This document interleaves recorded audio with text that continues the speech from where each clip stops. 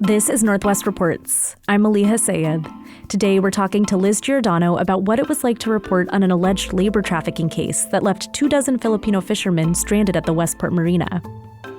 The men were working on contract for McAdam's Fish, a California-based company, when they encountered a slow season. The company decided to dock the boats in September, and because none of the fishermen had visas, they risked a fine if they stepped off the vessels, making them entirely dependent on McAdam's to return home and for basic needs like food.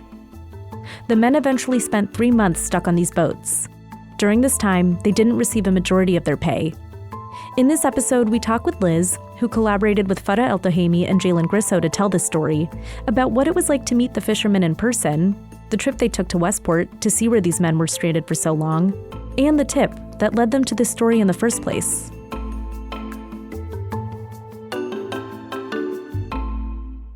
Could you tell me, before we get into kind of the behind the scenes and the process of reporting the story, just what this story is about? Yeah, we got a tip about 24 Filipino men living on boats at the Westport Marina last winter. It kind of unraveled a story about these men who are missing paychecks, and then because of a lack of visa, felt that they were stranded at the Westport Marina kind of between seasons by this fishing company they had been hired to work for. And so this became this complicated story we unraveled about the men missing wages and then also not being able to leave and go home because of this lack of visa they had. And so it just became this interesting story that we delved into, like the personal life of some of the men and then also kind of the situation that they find themselves in as foreign fishermen.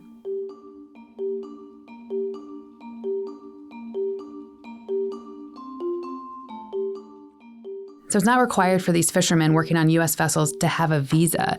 So that meant that they couldn't leave the boat. And these boats are not huge boats, like these huge container ship boats. These are small fishing boats that, usually have crews of 3 to 4. And so most of these boats are about the size of like 5 parking spaces.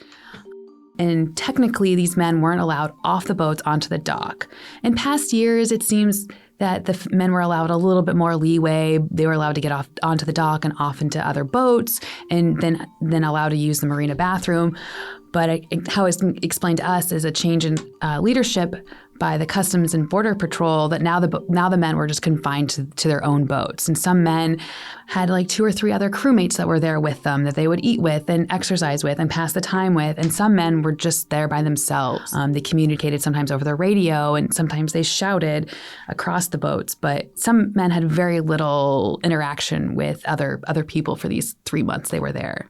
And this was, you said, September through December? Yeah, late September through late December. And when the story came to you and your editor, did y'all have a moment to kind of think about it and say, should we pursue this? Or was it kind of, when you got the tip, was it sort of clear that you were going to cover this? It was pretty clear because it was such an unusual story. You don't hear about it very often. And then at first when we dug into it, it was just like this mix of, these fishermen missing wages, but then also in this like really interesting murky situation without a U.S. documentation of any sort. And so kind of just exploring both of those is kind of like, how do you protect, these fishermen that are working on U.S. boats with current U.S. labor laws, but then they weren't really here because they didn't have papers. And so it's kind of this interesting kind of dilemma of like, who's accountable to like make sure these people are being paid and then also treated well too, that making sure they had enough food and water, but then in this interesting situation about not being able to leave the boats and,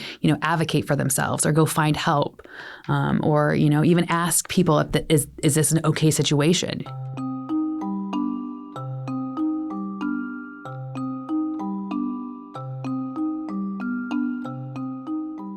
And what they were experiencing, is that kind of something that falls under the definition of labor trafficking? One of the definitions is this like coercion by threat. Keeping them there is one of the definitions of labor trafficking. And so they had this threat of a large fine that would come if they did leave because, again, of their lack of visa. And so, yeah, that's one definition of labor trafficking. Yeah, well, like you said, it's unusual. What was it like delving into it? Like, how did you get started? Yeah, like any good story, it came from a tip.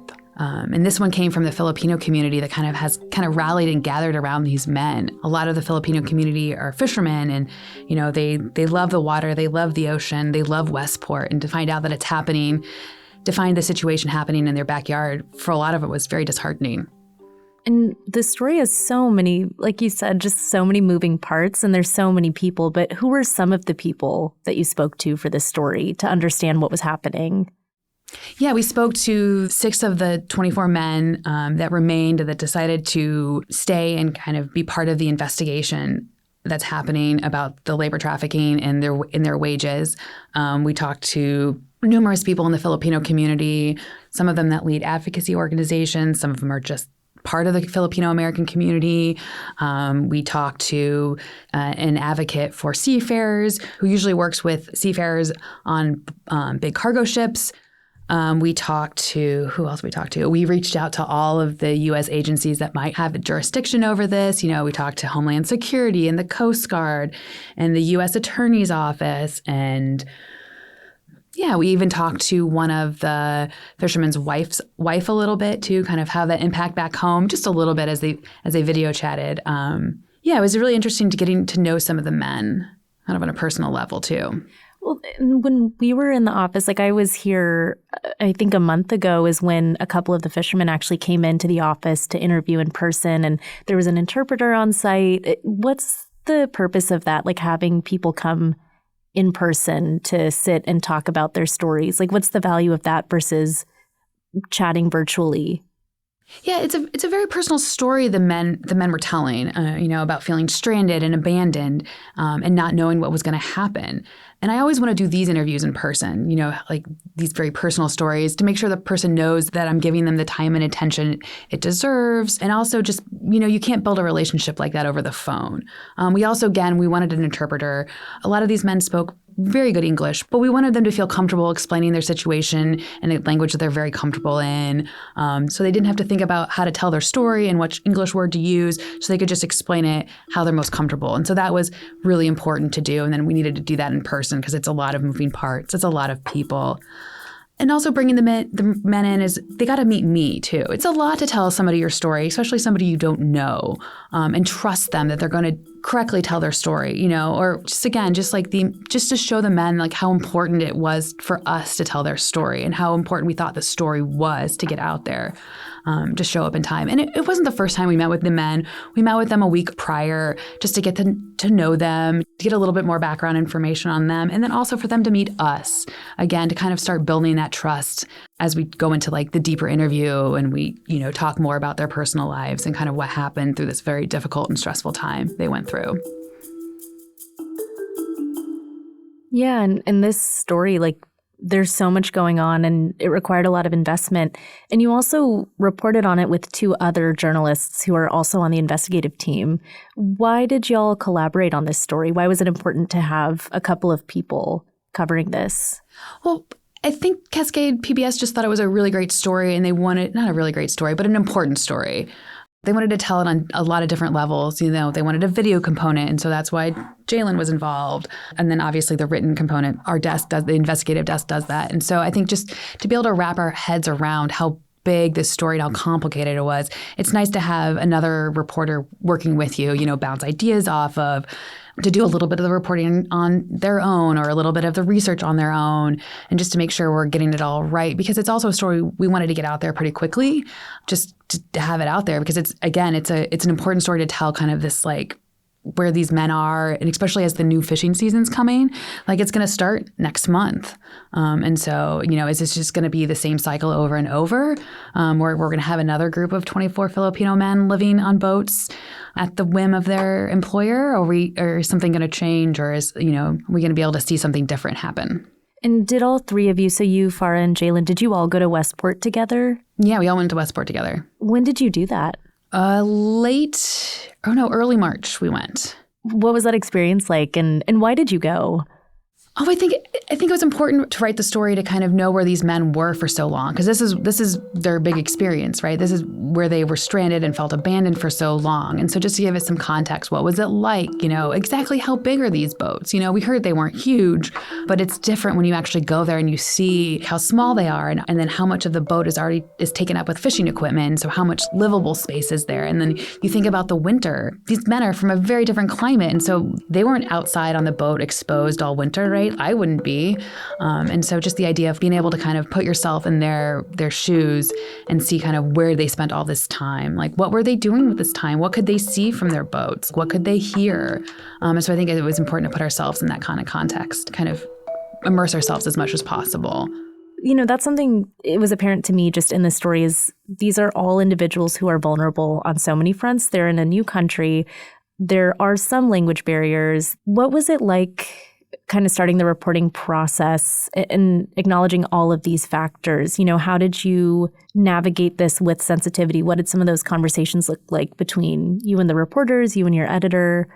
Yeah, I think the first thing was we knew from the outset that we needed an interpreter. We needed to make sure that we were getting their story straight and the way they were explaining it, to make sure we weren't missing any nuances as they speak in a language that's not their first language. So that was the first thing. We wanted to also be extra careful about identifying where they're living now. They're in Seattle, but we didn't want to give the exact address or, any identifying locations. Some of the men weren't comfortable with us coming over to their house. And so we wanted to respect that because they were giving us their story, but then they also needed to protect themselves. So I think just making sure we knew the guidelines and kind of what made them feel most comfortable was important. I think one thing kind of going after this story is making sure we follow their story, not just get the splashy headline story, but kind of where does it go from here? I think is important, because this is a long road ahead of them they have. And it's also kind of understanding how trafficking cases work and what's at risk for them. Are they going to be able to, if they go home, would another staffing agency hire them to work again? Are they going to be able to find work and support themselves? A lot of them have young families. And so again, one important thing to do is follow the story to the end. Are there plans to continue reporting in the immediate future? Or are you going to keep tabs on what's going on and potentially report more? Yeah, that we'd like to. We're all thinking kind of what other stories we can tell, especially with the upcoming fishing season. So kind of thinking about what can we follow and what can we still report and investigate on. Getting really deep into these investigations about people's lives, I'd imagine that raises a lot of emotions. I just wonder what it's like navigating those. Did anything come up for you while you were reporting this story? Oh, yeah. I mean, I think you can't help but just feel emotional and empathetic to these men. The man who became one of our main characters, his wife had a baby while he was gone. And if my husband was gone, and not having that help, that was just really sad. And, I kept thinking about all the firsts he's going to miss with his son, his first smile, his first laugh, rolling over, or even changing a diaper, or just being able to have that touch or that caress. It's not the same over the phone. And how is his son going to know him? That's just really sad, especially because the first year is such a special time. So that really hit home, and kind of all he's missing. And also because of all he's missing because of this fight he wants to take up to make sure that fishermen aren't put in this position in the future. To me, that's amazing, and also giving up so much. So that was really relatable to me and sad. Yeah. How do you navigate some of that, when you're reporting on something that's particularly heavy?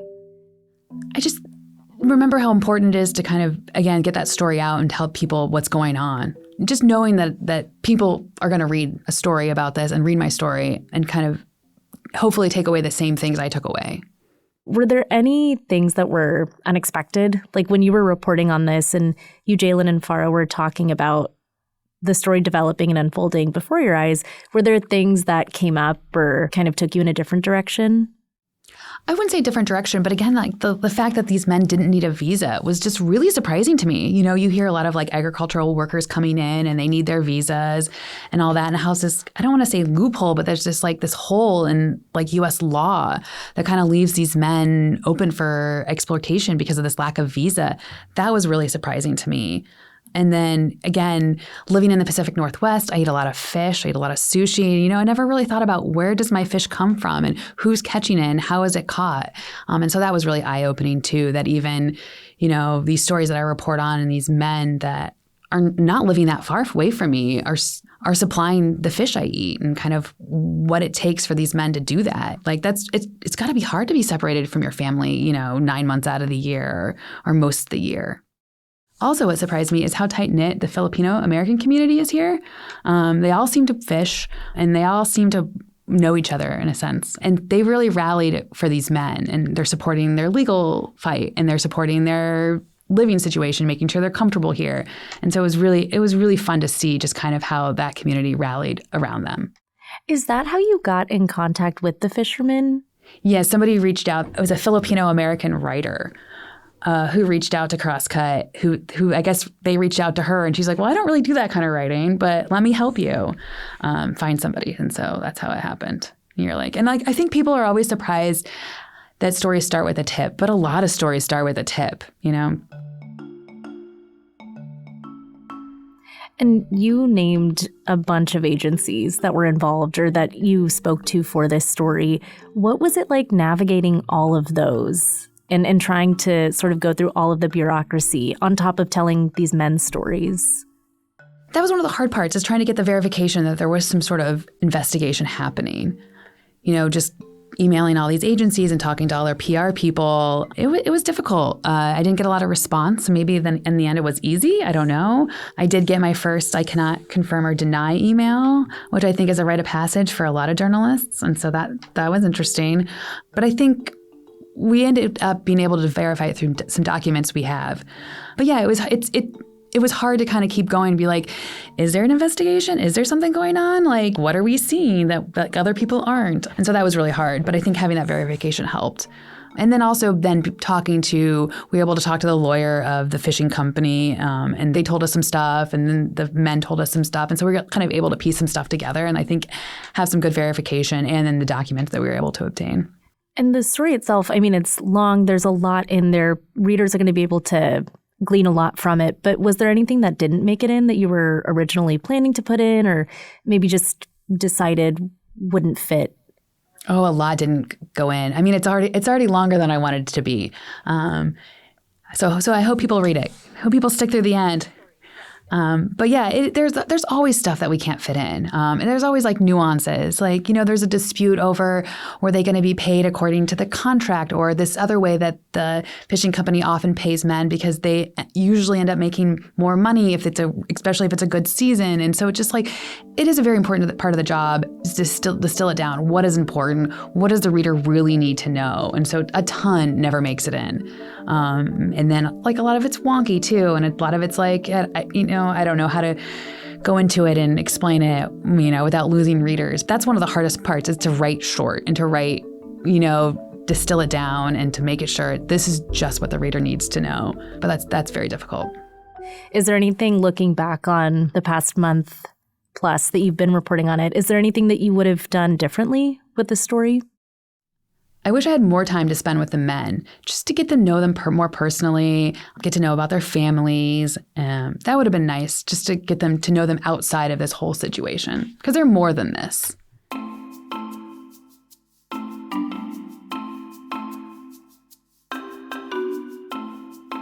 Thanks for listening to Northwest Reports. This episode was reported by Lizz Giordano, Jaelynn Grisso, and Farah Eltohamy. It was produced by me, Maleeha Syed, and Isaac Kaplan-Woolner. The story editor was Ryan Famuliner. Our executive producer is Sarah Menzies. You can subscribe to Northwest Reports wherever you listen. And whatever platform you're listening on, please review us. We'd love to know what you think of the show.